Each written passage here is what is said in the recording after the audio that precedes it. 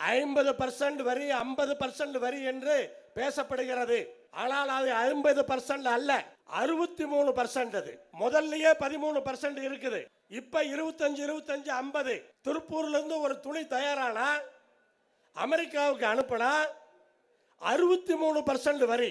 நம்மை பொறுத்தவரை கடந்த 10 ஆண்டுகளாகவே திருப்பூர் தொழில் எப்படி இருக்கிறது என்று இங்க எல்லோருக்குமே தெரியும். முன்னாடி இருந்த பொற்காலம் இன்றைக்கு இருக்கிறதா? கடந்த 10 ஆண்டுகளாகவே பிரச்சனை. என்ன பிரச்சனை? 2014 டிராபேக் என்று சொல்லப்படுகிற அந்த ஊக்கத்தொகை 12% இருந்தது. இந்த 10 ஆண்டுகளுக்கு மேலாக இப்போது 2% இருக்கிறது. 10% இப்ப இருக்கிற ஒன்றிய அரசு எடுத்து விட்டது. 2014 ஏற்றுமதியாளர்களுக்கு வட்டி சலுகை 5% இருந்தது. இப்போது வட்டி சலுகையே கிடையாது. அத்தனையும் எடுக்கப்பட்டு விட்டது. அதனாலேயே திருப்பூர் தொழில் முடங்குகிற ஒரு சூழலில் இருந்தது. ஆனால் அமெரிக்காவில் இருக்கிற இந்த வரி என்பது சவப்பெட்டியிலே கடைசி ஆணியை ஏற்றுவதை போல அமெரிக்கா வரி விதித்திருக்கிறது. மூடுவதை தவிர வேறு வழி கிடையாது. ஏதோ திருப்பூருக்கு மட்டுமானதல்ல, இந்தியா முழுவதும் 15 கோடி பேர் வேலை இழக்கப் போகிறார்கள். 5 கோடி பேர் நேரடியாக, 10 கோடி பேர் மறைமுகமாக, மொத்தம் 15 கோடி பேர். 10% இந்திய மக்கள் தங்களுடைய வேலையை இழக்கப் போகிறார்கள். திருப்பூரை பொறுத்தவரை அமெரிக்காவினுடைய வரி விதிப்பிலே மாற்றம் வரவில்லை என்று சொன்னால் உடனடியாக 3000 கம்பெனி மூடப்படும். மாற்று கருத்தே கிடையாது. உடனடியாக 5 லட்சம் குடும்பங்கள் தெருவுக்கு வந்து விடுவார்கள். அதுதான் திருப்பூருடைய நிலைமை. அமெரிக்கா பையர்கிட்ட ஆர்டர் வேண்டாம்னு சொல்றாங்க.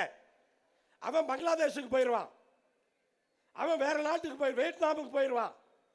போயிட்டானா திரும்பி வரமாட்டான். மொத்தமா திருப்பூர் அழிஞ்சே போயிடும். ஏதோ ஒரு மாசம் கழிச்சு ட்ரம்ப் வரியை எடுத்த உடனே மறுபடியும் திருப்பூர் வேலை வந்துடும் அப்படின்னு அல்ல. அப்படிப்பட்ட நிலைமை இல்லை. ஜவுளி தொழிலுக்கு இதே பிரச்சனை, வைரத் தொழிலுக்கு, நகை தொழிலுக்கு இதே பிரச்சனை. ஜவுளி தொழில் அதிகமாக தமிழ்நாட்டில் இருக்கு. நகை தொழில், வைரத் தொழில் குஜராத்தில் இருக்கு.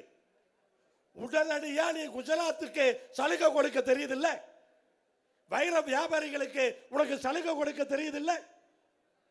ஏன் திருப்பூர் என்ன ஒரு கண்ணுக்கு வெண்ணையும் இன்னொரு கண்ணுக்கு சுண்ணாம்புமா? தமிழ்நாட்டில் இருக்கிற பிஜேபியை பொறுத்தவரை டிஜிபியை மாத்தினா டிஜிபி பத்தி பேசுவாங்க.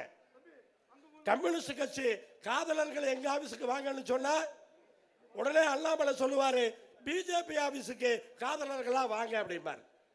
இப்படி எல்லாத்துலயும் பேசுறவங்க ஏன் இந்த திருப்பூர் தொழிலை பத்தி பேசல? மக்கள் யோசிக்க வேண்டும். அவங்களுடைய நோக்கம் என்ன? தமிழ்நாட்டை அழிப்பதுதான் அவர்களுடைய நோக்கம். ஆட்சிக்கு வராமலேயே தமிழ்நாட்டை அழிப்பதற்கான முயற்சி தான். கொஞ்சம் யோசிச்சு பாருங்க. தமிழ்நாட்டினுடைய பிஜேபி தலைவர்கள் ஏன் பேசவில்லை? மற்றவர்களை தற்குறி என்று பேசுகிறார்கள், மற்றவர்களை கிணத்து தவளை என்று பேசுகிறார்கள், உலகத்திலேயே எனக்குத்தான் அறிவு இருக்கிறது என்று பேசுகிறார்கள். ஏன் திருப்பூர் இன்னைக்கு அழியுது, அது உனக்கு தெரியலையா? அதுக்கு என்ன குரல் கொடுத்தீங்க? இன்னைக்கு ஜிஎஸ்டி வரி அதிகமாயிடுச்சு. ஜிஎஸ்டி வரி அதிகமாயிடுச்சு. ஜிஎஸ்டி வரி அதிகமான இந்தியா பொருளாதாரத்தில் முன்னேறினதா அர்த்தம் அல்ல. ஜிஎஸ்டி வரி எப்படி வசூல் பண்றீங்க? டார்ச்சர் பண்ணி பண்ணி ஜிஎஸ்டி வரி வசூல் பண்றீங்க. அந்த வரி அதிகமாயிடுச்சு சொன்னா உடனே இந்தியாவுடைய பொருளாதாரம் முன்னேறிடுச்சு, இங்க தேடும் பாலும் ஓடுதுன்னு அர்த்தமா? நமக்கு தெரியாதா? கையில் எங்க பணம் இருக்கு? அப்படிப்பட்ட இந்த சூழ்நிலையிலே ஏற்றுமதியும் அழிந்தது என்று சொன்னால் என்ன நிலைமைக்கு போவோம் என்று யோசித்து பார்க்க வேண்டும். திருப்பூர்ல பாத்தீங்கன்னு சொன்னா நம்ம உடம்ப வருத்தி அந்நிய செலாவணி ஈட்டி கொடுக்கிறோம். 1,20,000 டன் இங்க திடக்கழிவு கிடக்குது. என்ன பண்றதுன்னே தெரியல. செட்டு போட்டு போட்டு வச்சிருக்காங்க. அந்நிய செலாவணியை சம்பாதிக்கிற ஒன்றிய அரசு அந்த திடக்கழிவை எடுப்பதற்கு தீர்வை சொல்ல வேண்டாமா? இப்படி பல்வேறு விஷயங்களால இன்றைக்கு திருப்பூர் பாதிக்கப்பட்டு இருக்கிறது. நீங்க ரஷ்யால ஆயில் இம்போர்ட் பண்றதுனால 1.5 லட்சம் கோடி சம்பாதிச்சிருக்கீங்க. 1.5 லட்சம் கோடி வரி மட்டுமே அரசாங்கத்துக்கு. ஏன் இந்த ஜவுளி தொழிலை பாதுகாக்கிறதுக்கு அதுல ஒரு 10% கொடுங்க. திருப்பூர் பொழைச்சுக்கோ. வருமானம் வந்திருக்குல்ல, அதுல இருந்து கொடுங்க. என்ன எங்களுக்கு என்ன டீசல் விலையும் பெட்ரோல் விலையும் குறைச்சிட்டீங்களா? அதை குறைக்கலையே, அப்ப ஏன் தரக்கூடாது? உடனுக்குடன் செய்திகளை தெரிந்து கொள்ள சன் நியூஸ் பெல் ஐகானை கிளிக் பண்ணுங்க.